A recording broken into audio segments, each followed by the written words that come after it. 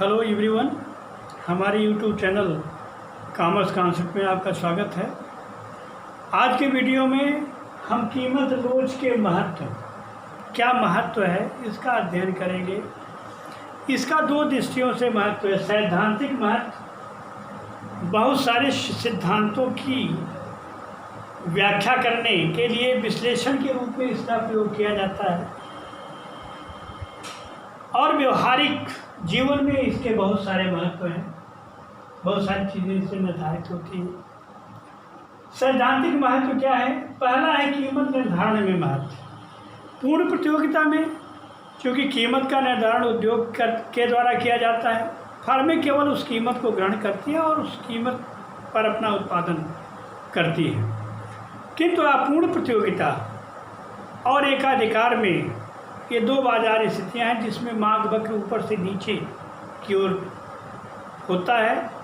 इन दो बाजार स्थितियों में उत्पादक लोच का विशेष ध्यान रखता है कीमत निर्धारण करते समय।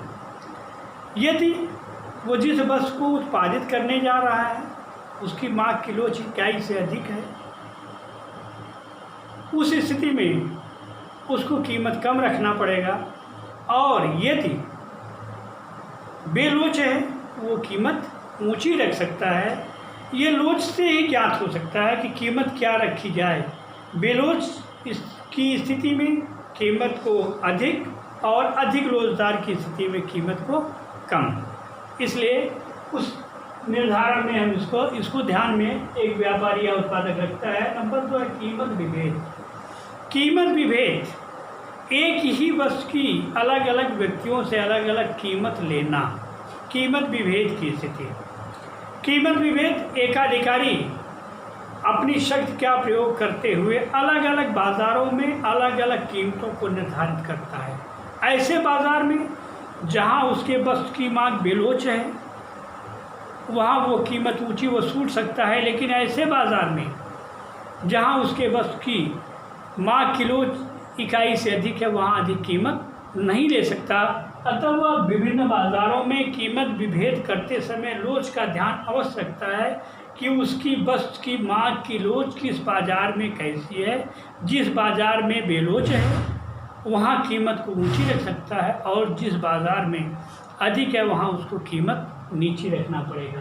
एकाधिकार के अंश की माप। एकाधिकारी अगर बेलोच है, एकाधिकारी जिस वस्तु का उत्पादन कर रहा है अगर वो बेलोच है तो उस पर एकाधिकारी का अंश अधिक होगा, अर्थात उसकी कीमत वो अधिक निर्धारित कर सकता है। अगला है स्थानापन्न और पूरक वस्तुओं का वर्गीकरण। लोच के आधार पर ही ये वस्तुएं स्थानापन्न और पूरक में वर्गीकृत की जाती हैं। स्थानापन्न वस्तुएं वह वस्तुएं हैं जो एक वस्तु के स्थान पर दूसरी वस्तु प्रयोग में आती है, जैसे गुड़ और चीनी, चाय और काफ़ी, ये स्थानापन्न वस्तुएं हैं। स्थानापन्न वस्तुओं की लोच धनात्मक होती है, अर्थात एक की कीमत बढ़ने पर दूसरे की मांग बढ़ जाती है, धनात्मक होती है। वाई वस्तु की यदि कीमत बढ़ रही है और एक वस्तु की कीमत स्थिर है तो भोक्ता एक वस्तु की मांग को बढ़ा देगा। चित्र में देखिए, जब कीमत ओपी थी तो मांग ओटी थी और जब कीमत ओपी से बढ़कर के OP1 हो गई तो मांग ओटी से बढ़कर के OT1 हो गई। ये वर्गीकरण केवल लोच के आधार पर ही होता है। नंबर 2, पूरक वस्तुएं। पूरक वस्तुएं वह वस्तुएं हैं जो एक वस्तु के स्थान पर जो संयुक्त रूप से प्रयोग होती है और इसमें एक की कीमत बढ़ने पर दूसरे की मांग घट जाती है। जैसे चाय, जैसे कार और पेट्रोल। कार की कीमत यदि बढ़ गई तो पेट्रोल की मांग घट जाएगी। मतलब पूरक वस्तुओं की लोच ऋणात्मक और स्थानापन्न वस्तुओं की लोच धनात्मक। इस लोच के आधार पर ही इन दोनों वस्तुओं को स्थानापन्न और पूरक में कैटेगराइज किया जाता है। व्यवहारिक महत्व इसका क्या है? कीमत निर्धारण में महत्व कोई भी उत्पादक व्यापारी कीमत निर्धारित करते समय क्योंकि वो अधिक से अधिक आय कमाना चाहता है और आय उसको अधिक तब होगी जब उसको अच्छा रिटर्न मिलेगा। अच्छा रिटर्न तब मिलेगा जब वो लोच के आधार पर कीमत का निर्धारण करेगा। यदि उसकी वस्तु की मांग बेलोच है वो ऊंची कीमत रख सकता है और अधिक आय प्राप्त कर सकता है। यदि उसकी मांग किलोच इकाई से अधिक है तो वो बहुत अधिक कीमत नहीं वसूल सकता, क्योंकि अगर वो कीमत ऊंची करता है तो तुरंत उसके सारे ग्राहक दूसरी जगह चले जाएंगे। दूसरा, एकाधिकारी के लिए, एकाधिकारी अपनी वस्तु की कीमत निर्धारित करते समय लोच का विशेष ध्यान रखता है, क्योंकि एकाधिकार की स्थिति में कीमत विभेद की स्थिति पैदा होती है। एकाधिकारी एक ही वस्तु की अलग अलग व्यक्तियों से अलग अलग कीमत लेता है और वो लोच के आधार पर निर्धारित होता है कि किस बाज़ार में मांग की लोच कैसी है उसके वस्तु की। एक बाज़ार वह है जहां उसके वस्तु की मांग बेलोच है और एक बाज़ार वह है जहां उसके वस्तु की मांग की लोच इकाई से अधिक है। तो ऐसे बाज़ार में वह ऊंची कीमत रख सकता है जहां उसके वस्तु की मांग की लोच बेलोच है, और ऐसे बाज़ार में वह ऊंची कीमत नहीं रख सकता जहां उसके वस्तु की मांग की लोच इकाई से अधिक है। नेक्स्ट, कीमत विभेद ऊपर वर्णन में आ गया। संयुक्त पूर्ति की वस्तुओं में के कीमत निर्धारण में महत्व, जैसे खली और तेल है। खली की मांग लोचदार है, इकाई से अधिक लोचदार है, और तेल की मांग बेलोच है। अब कैसी लोच है वो उन दोनों संयुक्त वस्तुओं की उसके आधार पर कीमत का निर्धारण होगा। अगर बेलोच एक वस्तु की मांग बेलोच है तो उसकी ऊंची कीमत ली जा सकती है, दूसरे की मांग लोच इकाई से अधिक लोचदार है तो उसकी नीची कीमत वसूल की जाएगी, जैसे तेल और खली। नेक्स्ट है वितरण सिद्धांत में महत्व। उत्पादन के बहुत सारे साधन हैं और उन उत्पादन के साधनों के पुरस्कार का निर्धारण लोच के आधार पर किया जाता है।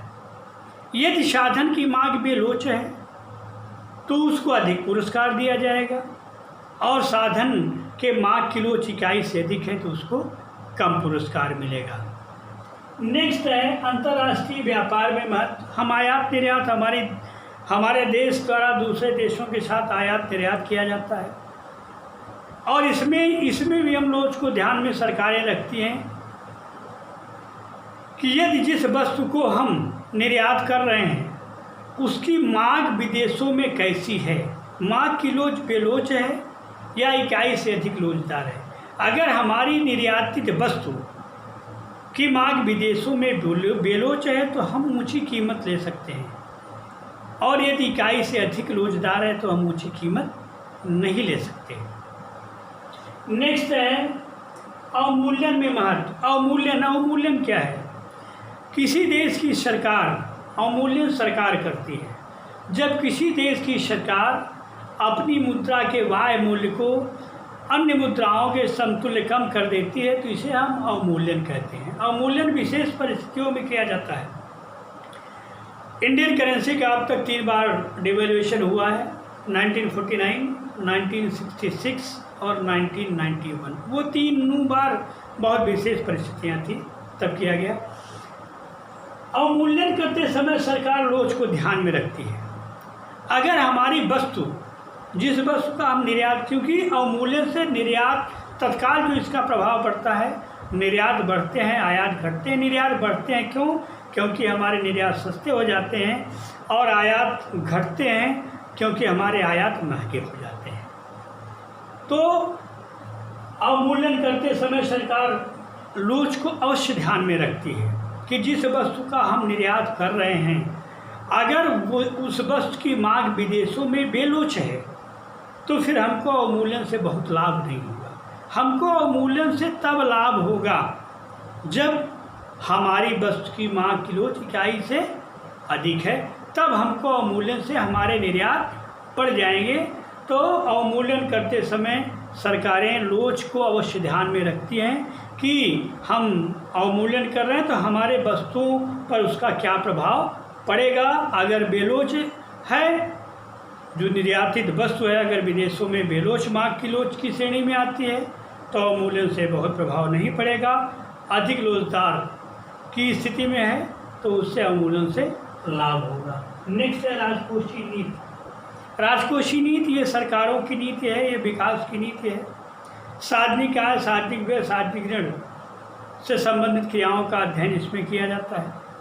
सरकार अपने तमाम बहुत सारे उत्तरदायित्व हैं, बहुत सारे कार्य हैं, उन सारे कार्यों उत्तरदायित्वों को पूरा करने के लिए सरकार को अधिक से अधिक राजस्व की आवश्यकता होती है और सरकार के राजस्व का मुख्य स्रोत कर है।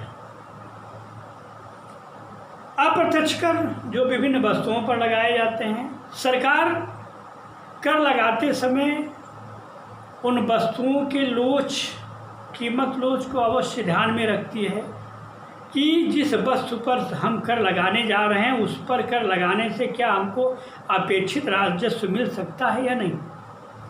और ये करने के पहले लोच ध्यान में रखना पड़ेगा। अगर वो वस्तु इनइलास्टिक की कैटेगरी में है, बेलोच की श्रेणी में है, तो सरकार कर लगा करके, कर बढ़ा करके अपेक्षित राजस्व प्राप्त कर सकती है। लेकिन यदि वह वस्तु जिस पर सरकार कर लगाने जा रही है वो हाईली इलास्टिक की कैटेगरी में है तो सरकार को अपेक्षित राजस्व नहीं मिल सकता। सरकार इसका विशेष ध्यान रखती है कि अपेक्षित राजस्व तभी मिल पाएगा। नेक्स्ट है कर भार का विवर्तन। सरकार जब कर लगाती है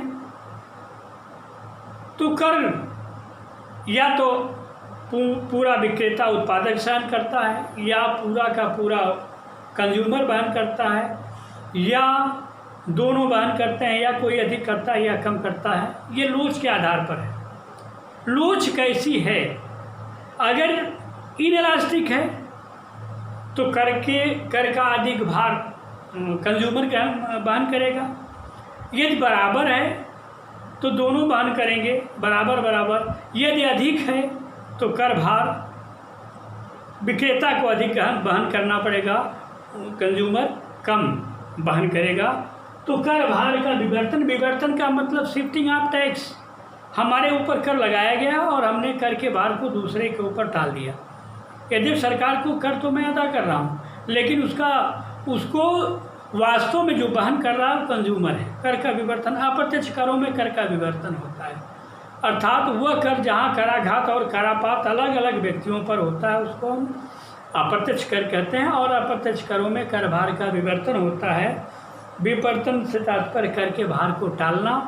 लोच कैसी है? उस लोच के आधार पर कर का भार उत्पादक और कंज्यूमर पर अलग अलग होता है। अगला है निर्धनता का विरोधाभास। निर्धनता का विरोधाभास, प्रचुरता में निर्धनता। अगर अच्छी फसल होती है उसके बाद भी किसान गरीब है। क्यों? क्योंकि किसी वस्तु की कीमत का निर्धारण मांग और पूर्ति से होता है। अच्छी फसल होने पर पूर्ति बढ़ जाती है लेकिन पूर्ति के अकॉर्डिंग मांग नहीं बढ़ती। पूर्ति बढ़ने से कीमत कम हो जाती है और अच्छी फसल होने के बाद उत्पादक को बहुत अच्छी आय नहीं हो पाती क्योंकि प्रचुरता के कारण लोच अधिक हो जाती है। वो बेलोच नहीं रहती। अगर बेलोच होती तो वो ऊंची कीमत ले सकता था। तो प्रचुरता में निर्धनता या निर्धनता का विरोधाभास कि प्रचुर या बहुत अच्छी फसल होने के बाद भी किसान गरीब रहता है क्योंकि अच्छी फसल होने के बाद पूर्ति बढ़ जाती है लेकिन पूर्ति के अनुसार मांग में अपेक्षित परिवर्तन नहीं होता। इसीलिए सरकारें किसानों को नुकसान न हो इसलिए समर्थन मूल्य की घोषणा करती हैं कि हम आपको इस निर्धारित कीमत पर आपके प्रोडक्ट को परचेज कर लेंगे। अगला है राष्ट्रीयकरण में महत्व। राष्ट्रीयकरण से तात्पर्य उस नीति से है जिसमें सरकार उद्योगों की स्वामी हो जाती है, सरकार मालिक हो जाती है। ऐसे जनोपयोगी वस्तुएं